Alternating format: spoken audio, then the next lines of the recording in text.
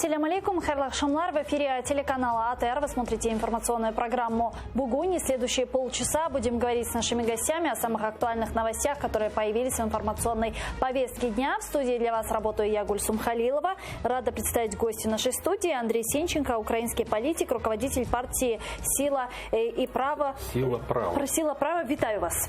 Добрый вечер. Ну что ж, будем говорить про убийство Павла Шеремета. С вами только что телеканал АТР транслировал брифинг министра внутренних дел Украины и руководителя национальной полиции, где министр, руководитель нацполиции рассказали об убийстве Павла Шеремета. Итак, следствие по делу об убийстве журналиста подозревает по меньшей мере 5 человек: медсестру одного из парашютно-десантных батальонов Яну Дугарь, врача и волонтера Юлию Кузьменко, музыканта и добровольца Андрея Антоненко, добровольцев Владислава и Инну Грищенко. Как я уже сказала, об этом заявили руководители правоохранительных органов на брифинге в Киеве. Начальник криминальной полиции Евгений Коваль рассказал, как устанавливали этих лиц, которые засветились в разных делах и сначала не выглядели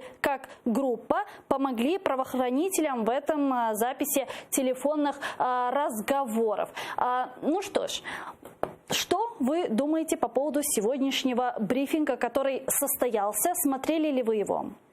Знаете, я начинаю делать выводы по уголовным делам после того, как суд выносит приговор. Поскольку ни я, ни вы не являемся следователями, мы не имеем всей полноты информации, которая сегодня располагают следственные органы. Поэтому, брифинг я принял к сведению. Ну вот, по словам руководителей правоохранительных органов, основная версия следствия – это дестабилизация социально-политической ситуации в стране. Именно с этими мотивами действовали 5 человек, которых подозревают в убийстве журналиста Павла Шеремета. Вот такая версия, как вам она? Вот она официальная. Ну, вы знаете, заказчиков дестабилизации общественно-политической ситуации в стране во время войны много. И преимущественно эти заказчики находятся за рубежами нашей страны. Почему я говорю много? Это в первую очередь, да, это Кремль и его спецслужбы. Это публика из банды Януковича, которая, так сказать, вынуждена сегодня скитаться и по большей части не может вернуться в страну. Ну и подобного рода, так сказать, элементы. Что касается вот прозвучавших там статус тех лиц, которых вроде как подозревают, я бы, может быть, аккуратнее выражался. Это граждане Украины: Иванов, Петров и Сидоров. Да? Потому что, дальше, чем они в жизни занимались, я думаю, что разнообразными, так сказать, вещами. То, что сегодня вербуют украинских граждан достаточно активно, находят там разного рода мотивы, соблазны и так далее, для того, чтобы использовать их в криминальной деятельности, это не секрет. Вот, проанализировав информацию о 35 фактах подобных преступлений, следствие из 4 основных версий убийства Шеремета: ошибка в объекте преступления, первая версия, бытовые и межличностные мотивы, профессиональная деятельность или дестабилизация ситуации в государстве путем убийства известного лица, остановились на последней версии. Не кажется ли вам, что фигура журналиста Павла Шеремета не была довольно такой яркой и сакральной для украинского народа, чтобы таким образом пытаться дестабилизировать социально-политическую ситуацию в нашей стране? Почему именно Шеремет? Сложный вопрос, потому что в любом случае убийство журналиста — это уже достаточно такое событие, которое резонанс вызывает в обществе.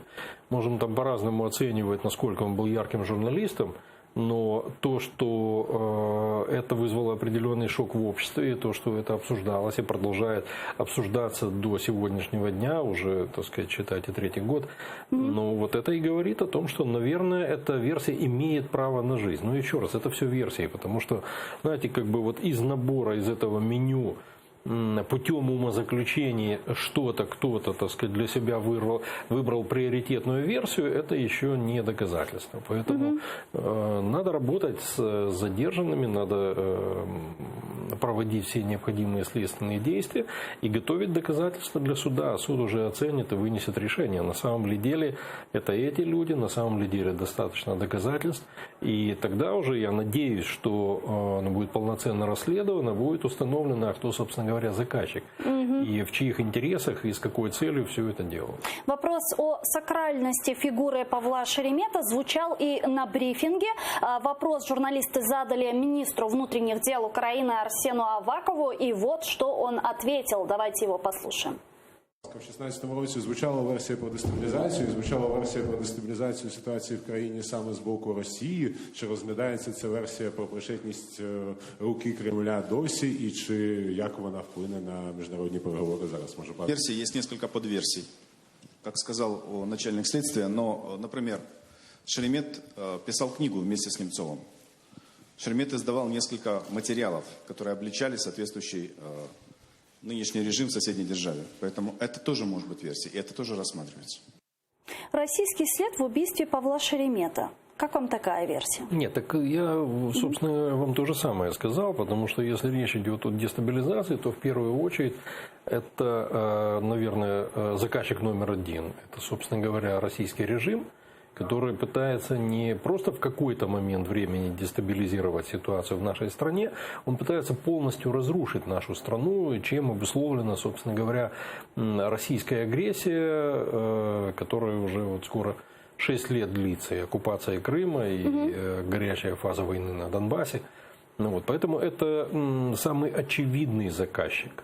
Он стреляет неприкрыто, в том числе его, так сказать, военные на Донбассе, его наемники разного рода, его агентура. Ну, то, что российские спецслужбы умеют вербовать, у них есть богатый опыт и находят подходы, аргументы и так далее. И, к большому сожалению, есть какая-то часть украинских граждан, которые поддаются на эти аргументы. Ну вот мы сегодня в эфире телеканала АТР, когда только вручили подозрение подозреваемым по убийству Павла Шеремета, той же Кузьменко, связывались с ее близкими, знакомыми, которые сказали, что Кузьменко не могла в принципе такого совершить. Она известный врач-рентгенолог, более того, патриот своей страны. И в принципе, что примечательно, вот все 5 фигурантов, которые проходят по этому делу, они же атошники, воевали против оккупанта на востоке Украины. Вот у вас не вызывает какие-то сомнения вот этот факт? Еще раз, для меня это граждане Украины, которым сегодня выдвинуто обвинение. И дальше здесь нужны не эмоциональные оценки, не политические, а суд должен вынести вердикт. И тогда я для себя сделаю вывод. Я бы не красил этих людей сегодня в цвета, это там атошники, не атошники. Ну, вы же понимаете, что, к сожалению, и среди тех людей, которые воевали за свою страну, там тоже по разным мотивам. Мы же помним с вами, скажем, Надю Савченко, да? Да. То есть вроде как вот герой Украины, да, а потом, так сказать, неадекватность. Разные люди есть, разные. И в том числе они, часть могли оказаться, я не об этих конкретно говорю, часть в том числе пошли воевать, так сказать, имея на это совершенно конкретное задание своих кураторов из российских спецслужб. Часть, в том числе люди, которые имели какие-то криминальные, так сказать, проявления в своей прошлой жизни. Ну и, честно говоря, на первых порах, в том числе могли попасть и какие-то неадекватные персонажи. Кроме всего прочего, у нас нет вот абсолютной чистоты в стране, но изначально просто вот все это шло, такой вал, когда началась шокирующая для всех российская вооруженная агрессия против Украины, не было там формализации многих вещей. И поэтому сейчас бродит много народу в камуфляже, которые там заявляют, что они где-то там воевали. Некоторые даже ухитрились получить документы. Но это все вещи, которые нужно проверять. Вот вы заговорили о политике, и я вот хотела еще спросить про политизированность данного вопроса. Насколько, как вы думаете, дело и убийство Павла Шеремета в данном случае может быть политизированным, учитывая, что когда президент Владимир Зеленский в Верховной Раде Украины представлял новое правительство, сказал, что Авакову дает полгода. Как вы думаете, могла ли быть договоренность между президентом Владимиром Зеленским и министром внутренних дел для раскрытия в турборежиме, как мы сейчас привыкли, данного дела для сохранения поста для Арсена Авакова? Нет, я думаю, что это придуманная история, потому что Арсен Аваков достаточно опытный министр внутренних дел, достаточно опытный руководитель и политик, и ему вряд ли нужны эти фейерверки. То, что понятно, знаете, когда команда работает. Извините, я вас перебью. С нами сейчас советник министра внутренних дел Украины Иван Варченко. Алло, Иван, здравствуйте. Так, доброго вечера. Да, добрый вечер. Иван, расскажите нам о ходе брифинга сегодня по убийству Павла Шеремета. Всем ли уже предъявлено обвинение, подозрение, всех ли уже задержали? Так, справді, сьогодні ввечері відбувся брифінг керівництва Національної поліції, на якому було аргументовано викладено доволі широкий спектр фактів і доказів, які є доказовою базою для затримання кількох фігурантів, які підставно підозрюються у вбивстві Павла Шеремета. Керівництво Національної поліції анонсувало, що це була лише незначна, дуже незначна частина і інформації, яку на даний момент дозволило оприлюднити слідство, і анонсувало так само, що затримання впродовж сьогоднішнього дня буде тривати. Угу. Скажите, а правоохранители объявили основную версию убийства Павла Шеремета – это дестабилизация социально-политической ситуации в стране. Рассматриваются все-таки другие какие-то версии? В межах цієї версії велося насправді розслідування, оскільки інші версії... Извините, я вас вынужден... Алло. Извините, я вас вынуждена перебить, потому что сейчас с нами на прямой связи Маруся Зверобей, волонтер. Маруся, здравствуйте. Добрый вечер. Алло, да, добрый вечер. Слушайте, Маруся, мы вот слушали тут брифинг правоохранителей и услышали очень интересную вещь. Значит, вас тоже планировали убить, как стало известно. Как вы восприняли эту новость?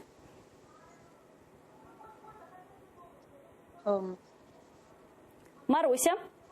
Чути мене? Да, слышим. Я вибачаюсь, бо я тільки почула твоє прізвище, зразу пішла губи красити. Я розумію, що зараз мене буде телебачення розривати, вони телефонують, тому я можу на секундочку пропадати. Да, окей. Угу. Как вы восприняли эту новость? Ну, я ржала, якщо чесно. Ну, це чесно, це істеричний хохот. Ну, це невозможно вже. Такі масштаби неможливо серйозно сприймати. Скажімо так, якщо, наприклад, Шеремета підірвали, щоб підірвати стабільність в країні, то це було в якому там, в 17-му році, і це не вийшло. Зато це прекрасно зараз вийде у правоохоронців. Вони зараз пересруть всіх, волонтерів між собою, і, звісно, авторитет людей, які захищали батьківщину, допомагали військовим, зараз просто буде множитись на нуль завдяки цьому всьому. Угу. Маруся, а вы знали вот тех 5 подозреваемых, о которых идет речь? Я дуже поважаю Ріфмайстра, я не вірю в його причетність взагалі, це взагалі абсурд для мене якийсь. З іншими я не знайома. Ну, з Лисицею, по-моєму, щось там мені показали, що коли фотку мою на Майдані з нею показали, то я поняла, хто це. А з Пумочкою, звісно, я з 14-го року знайома. Я прекрасно знаю, що її характер, який показували там, як вона чоловіка строє, це ще не означає провину.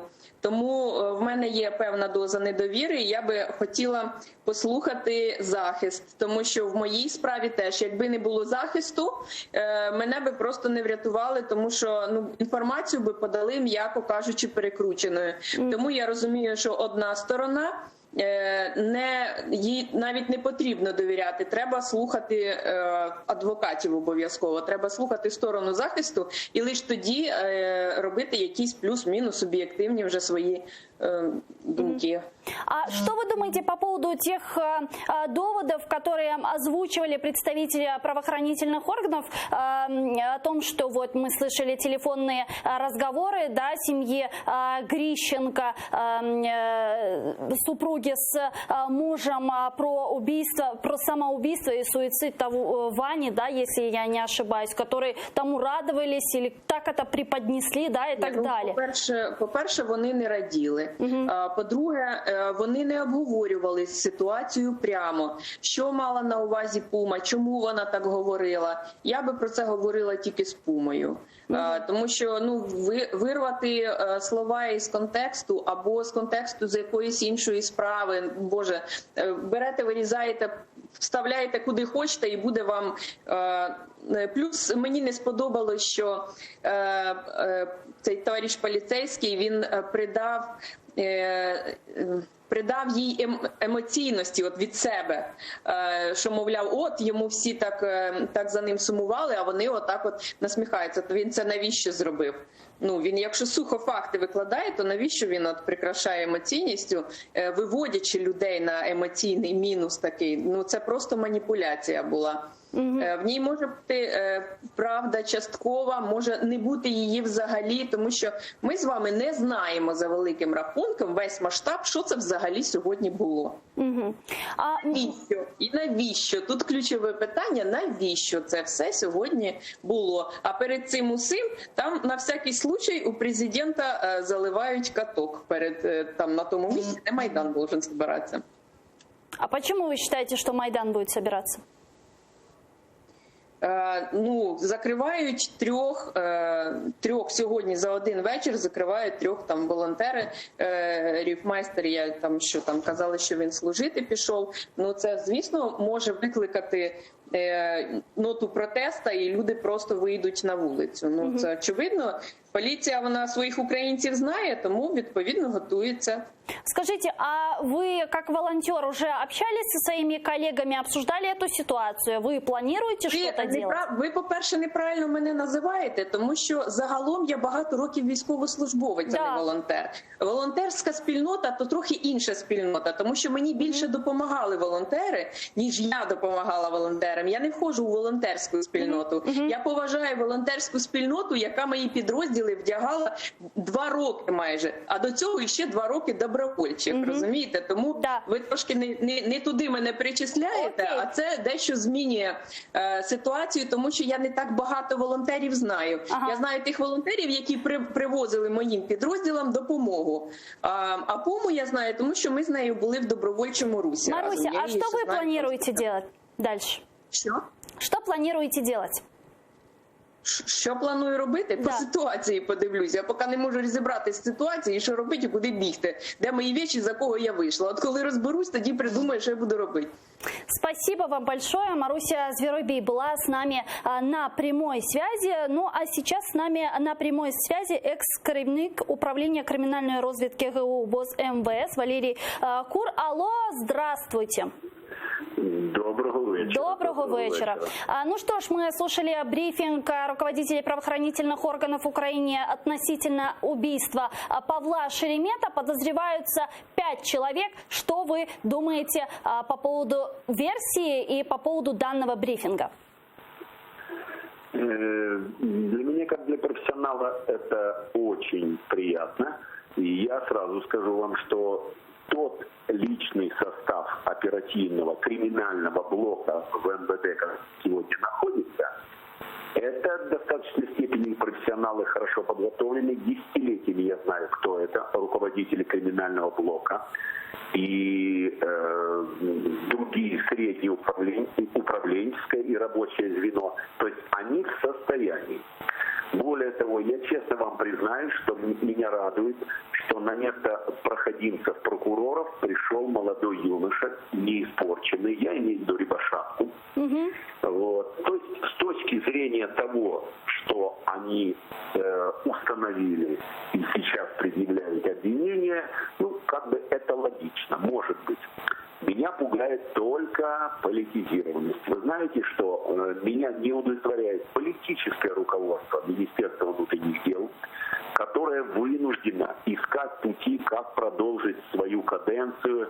И вот тут меня это пугает. А с точки зрения профессионализма это возможно. Конечно, что еще меня пугает, то, что слишком длительное время прошло. И почему нельзя было его раскрывать во времена, допустим, каденции прежнего президента, что мешал он или Генеральная прокуратура мешала. То есть вот это меня немножко пугает, потому что любые следы, как правило, преступник старается уничтожить.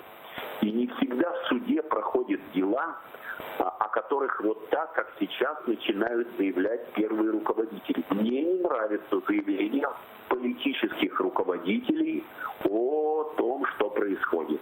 Но понимаете, вот это меня пугает. Вы сказали про возможную политизированность данного дела и процесса. А в чем именно заключается эта политизированность? Как вы думаете, могла ли быть какая-то договоренность между министром внутренних дел Арсеном Аваковым с президентом Владимиром Зеленским?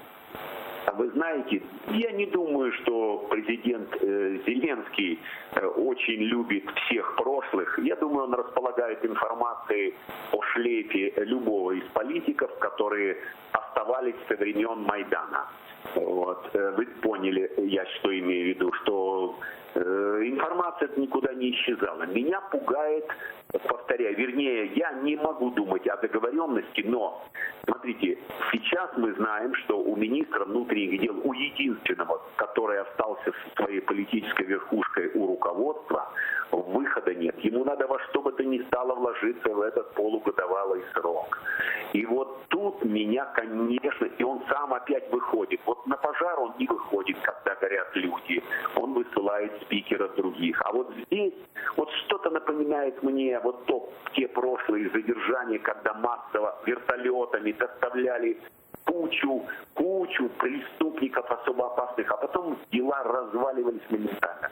Вот я боюсь, что сегодняшние заявления очень похожи на заявления по Газе и по другим резонансным убийствам, когда начинают вперед вылазить первые руководители и начинают рассказывать. Слава Богу, что об этом не говорит президент. Это еще, слава Богу. Вот меня пугает только одно.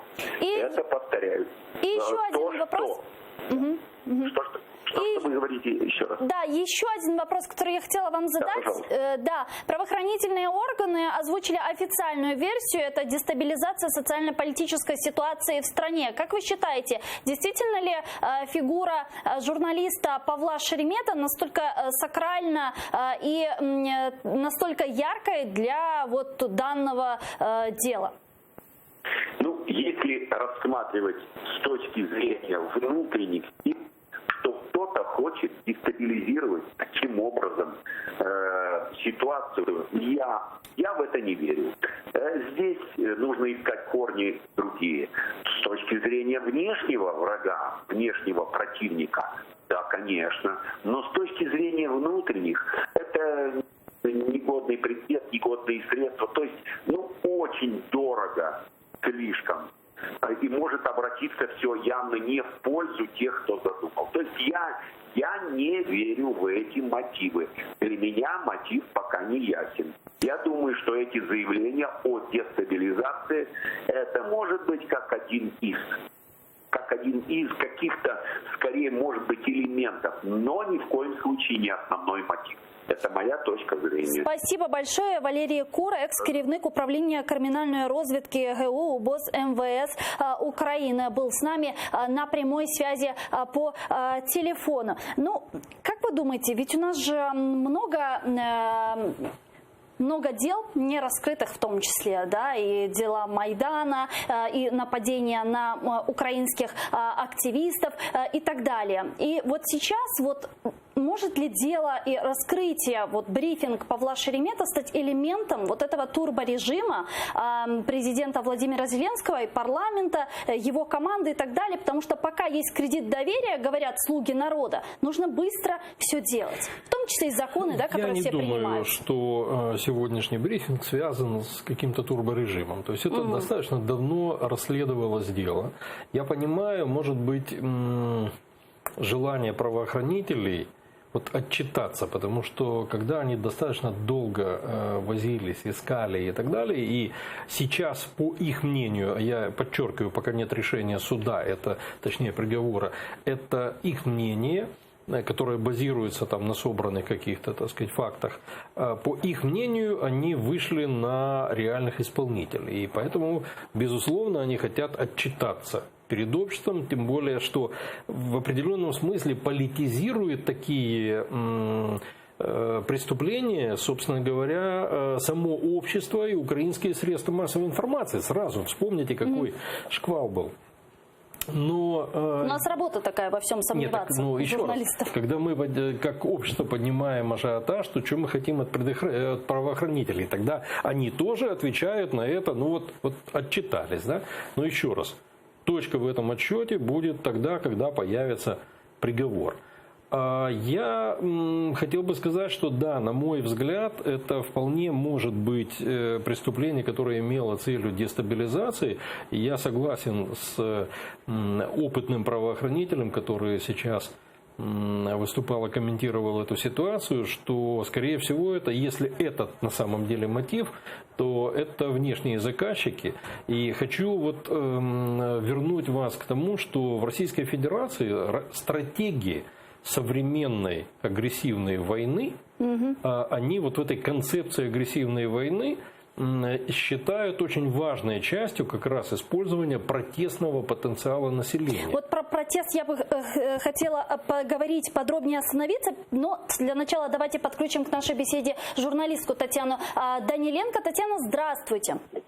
Здравствуйте. Да, Татьяна, что вы думаете по поводу брифинга руководителей правоохранительных органов относительно убийства Павла Шеремета? 5 подозреваемых проходит по этому делу. Я думаю, що поки що немає жодних підстав не довіряти версіям правоохоронців, але хочу наголосити на тому, що йдеться про те, що правоохоронці вийшли на слід і мають деякі докази проти імовірних виконавців цього злочину.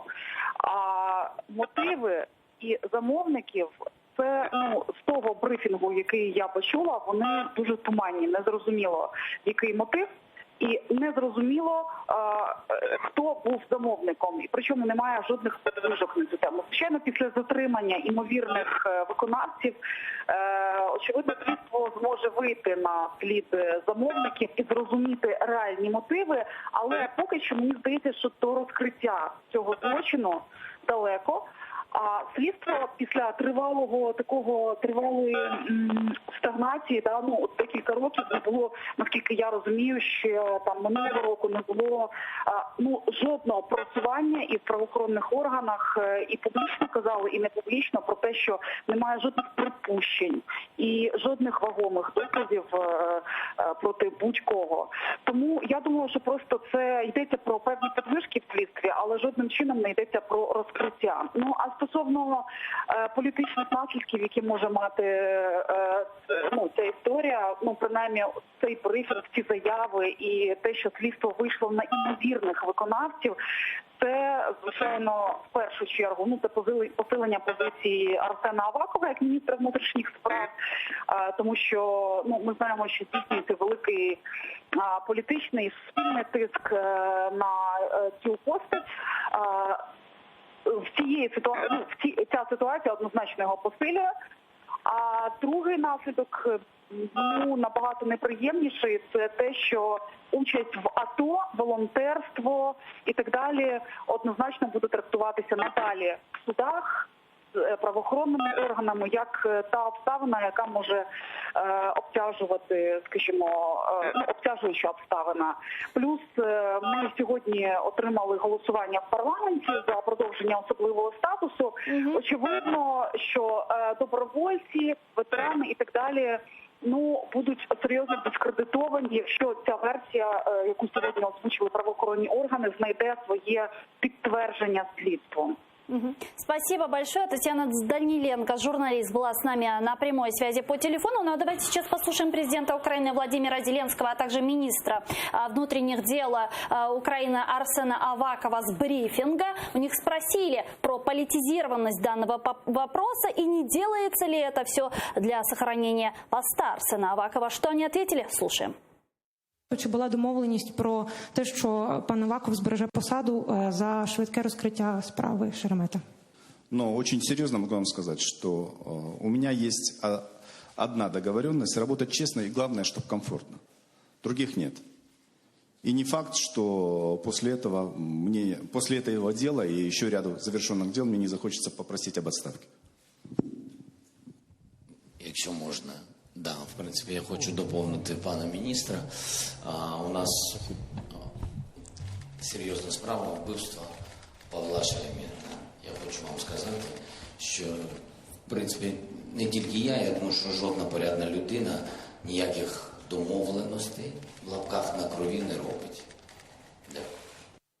Ну вот послушали президента Украины Владимира Зеленского с министром внутренних дел Украины Арсеном Аваковым. А что касается массовых протестов, Андрей, а как вы считаете? Мы с вами послушали Марусю Зверобей, да, которая сказала, что возможно будет Майдан и так далее. Вот задержание волонтеров, атошников, подозревание их в данном деле может ли вызвать волну протестов в Украине, что в дальнейшем может использовать Российская Федерация как раз-таки для дестабилизации ситуации в стране? Российская Федерация использует любые возможности для дестабилизации в нашей стране. Еще раз вот я повторю эту фразу, это из так называемой доктрины Герасимова, начальника генерального штаба вооруженных сил Российской Федерации, где там черным по белому записано, что в современной войне использование протестного потенциала населения и действия в информационной сфере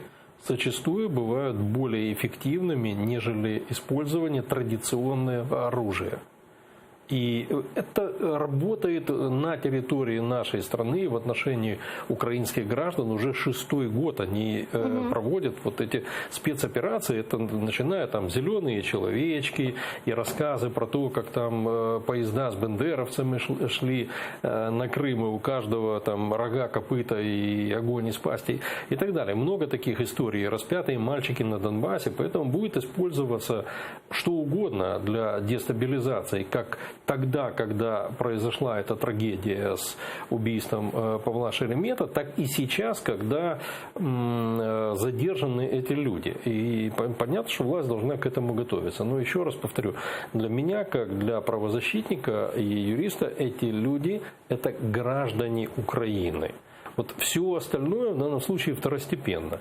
Говорить о том, что все, кто воевал за свою страну, все святые, там среди них нет людей, которые совершали преступления, нет. Среднестатистически, так же, как и среди парикмахеров, таксистов и так далее, тоже есть люди, которые, к сожалению, совершают преступления. Здесь надо иметь еще один фактор в виду, вот, который корректирует эту статистику, к сожалению, не в лучшую сторону. Это вот такой поствоенный синдром. Это тоже, я это говорю не применительно к этим людям, не применительно к этому задержанию, этому делу, но как проблему, которая на самом деле существует и в стране ей системно никто не занимается, хоть и создано Министерство ветеранов, но пока я ощутимых усилий вот в этом системы какой-то я не вижу.